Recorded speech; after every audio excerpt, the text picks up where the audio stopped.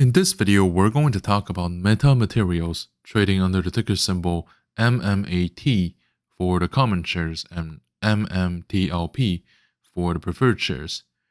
So Meta Materials has attracted lots of attention recently from the traders community, mostly because of the volatilities of the share price as well as the strong fundamentals that a company itself can deliver in the future.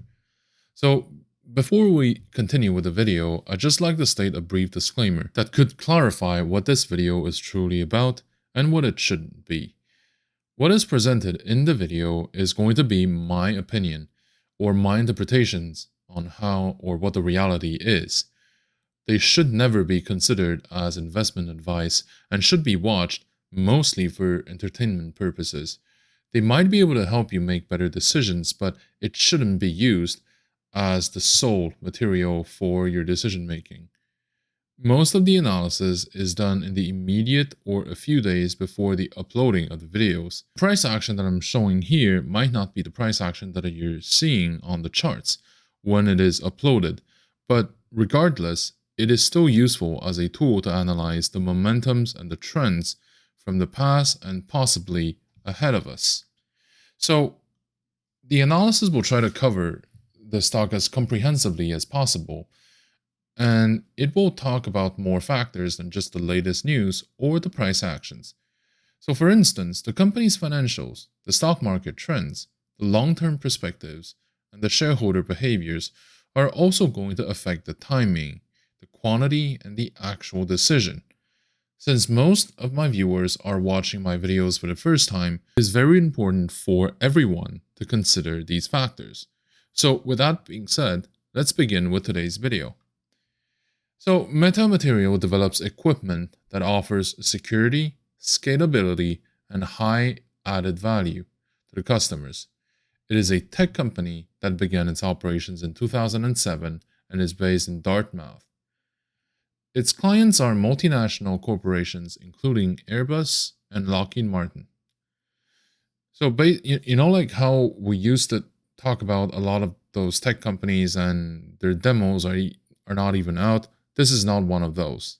This is a company that has its presence, its footprint felt, and has been in operation with long-term clients with stable relationships since 2007. The sector Meta Materials is involved in is highly sophisticated with possible exposure to defense secrets, which may lead us to believe that if the company would to have serious financial troubles, the authorities might possibly intervene to help keeping the ship afloat in critical moments. Over the past few days, the stock price of Meta Materials skyrocketed. The stock has been trading between $1.50 and $2, maybe a bit up, maybe a bit lower, but suddenly things really began to take off. And it seems like the main reason why that is the case, apart from the fundamental news, is the short squeeze. For the preferred shares, it is the new high and certainly very encouraging for the shareholders. So I think the new high was around $8. It's currently hovering around $7.20. And over the past few days, there have been retracements that we can hope that the bulls are going to take over from and lead us to new highs. On Monday, that was no exception, as the stock tried to go higher but ultimately needed a few days or even weeks to determine if they have the strength to keep going up or they need a break from there. For common shares, the starting point was relatively low. The peaks are around $10, and it has been reached twice, in 2014 and in 2021. Other than that, the price of common shares has remained relatively low, including where it is now. Compared to the preferred shares, the common shares are less hesitant in their current levels, in my opinion. Of course, there might be retracements, there might be pauses as well, but I think that the intention could be clearer to go higher still. So my conclusion regarding the short-term price action is that Meta Material tends to be traded higher than where it is now. So this is why if we buy in now, it's actually possible that we're going to enjoy some nice gains. And I'm talking specifically about the common shares in this case. The preferred shares has been making, new highs or made new highs recently. So I don't think that this is gonna necessarily repeat itself very soon. The online community and media outlets suggests that the company is experiencing a great short squeeze, and they're probably right, because even though there are other reasons um, to buy metamaterial, one of them being, the fundamentals are good, I don't think that this new high has been made by something else than a potential short squeeze or the speculation that there could be a short squeeze. Overall, the market has remained challenging, which can be explained by the sluggish economy, the supply issues, the interest rates going up, but at the same time, these could be hedged somewhat with the potential increase in demand for defense systems, for which metamaterials may have a role in. Now, let's also take a look at the company's financial situation. The revenue has increased significantly over the past few quarters, from about $624,000 to $3.32 million over the past year, which is a good sign that supports those who want to invest into MMAT or MMTLP for the long term. The operating expenses also have been picking up, but not as much as the revenue increase, although at a higher level and resulting in the operating losses overall. The cash reserves are mostly stable, likely thanks to capital raised by equity sales, but it has fluctuated somewhat in late 2021 and early 2022. The equity dilution happened on a, I would say, linear fashion. So going from about 280 million shares in Q3 of 2021, reaching above 300 million in Q2 of 2022. This dilution has been occurring slowly, and I don't think that it's going to have a significant incident on the future prices. So the liabilities have remained constant over the past year, which shows that they do try to keep a tab on the level of debt, which keeps the solvency risk at an acceptable level. Overall, the company is still having operating losses, so eventually, it's going to change this fact to avoid digging more holes into the cash flows. I don't think that the going concern is threatened at the moment, but it's either that or additional dilutions if there is no positive cash flow that is net for the company. So, in terms of its clients,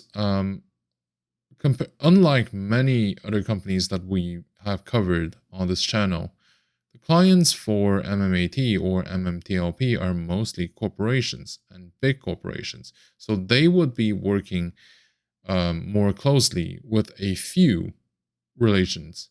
Regarding the shareholder composition, they have about 15% of their shareholders who are institutionals. The rest of them are retail. It's, I would say, a good sign because it shows that it's going to have enough volatilities to provide like good trading opportunities, and at the same time 15% is significant. It's maybe less than 20%, but I would say that 15% gives me some of the reasons to invest in MMAT for the long term. Now, the short order, this is one of the major catalysts for the company. There have been approximately 6.6 or between 6 to 7 million shares have been shorted, which again kind of explains the sudden surge. We also have to remember that in the meantime, the total trading volume is approximately 700,000. So actually redeeming just a portion of those short positions can end up having a very significant impact on the overall share price. We have to remember that the trading volume is much lower than the short size. Now, the short squeeze can happen when people force those with short positions to redeem their shares. Um, this happens because the short, like the shorting itself, is basically borrowing shares from the broker. Financial fees and those shares would have to be paid back later. So this is why the longer it drags on, the less money it's going to make, and the higher the prices go, the more the losses it's going to incur instead of the profits that they've been expecting. So my recommendation regarding MMAT is that, it does have good positive fundamentals. It is encouraging, but in that case, we should also be careful for potential retracements after like the previous week's high volatilities. This is only a logical reaction of the market, especially if the shareholder base is mostly retail. With all that being said, regardless of the short-term fundamentals, the long-term potentials are bright, in my opinion, and I would recommend to only buy if you think that the steam is not yet blown over. Otherwise, stay away from it for the moment. Like, there are probably going to be opportunities later down the line. But as far as whether you should have some MMAT or MMTLP in your portfolio, my answer is yes. And then regarding the entry point, let's take a look at what's going to happen in the upcoming week. Like, if things resume, then yeah, of course, we will keep like a small portion. But for the most part, your allocation should be waiting for the retracements, because I still think that it's not going to be able to stay at the current level and then just keep pushing up. Okay, I honestly believe that we're going to have at least a few days, if not a few weeks, of sideways or retracements or pullbacks before the price can go to higher levels. The maximum exposure that I would recommend is between 0.5 to 1%, because it is still, after all, a small cap company. Now, given the current market environment, I believe that the equity market is in a vast phase of correction, especially when it comes to tech and growth type equities. The financial market has been living and breathing thanks to the continuous creation of new capital, with different waves of quantitative easings, which will have consequences on the price of assets as well as their yields. With the interest rates kept relatively low over the years and the increase of amount of capital in circulation, this will keep putting significant pressure on the profit that we can expect in investment products across the board. And this, by the way, is a reality that may shift in the years to come if the interest rate of core infrastructures within our globally financialized system increases. It's useful to remember that the market doesn't represent the real economy, and of course, the real economy doesn't always reflect in the stock performance, since the name of the game here is ultimately called supply and demand, which depends on a whole bunch of factors that go way beyond our own control. If we think about it, this is like saying, if your neighborhood house that is put up for sale is only allowing those who actually want to live inside to buy it, versus if you allow every single type of buyer with different intent or reasons to buy or to sell it. So obviously, there will be a significant difference in the price of this asset for those two scenarios. The market currently works more like the second option, and assuming that it would only reflect the fundamentals of the underlying economy would correspond to the first option.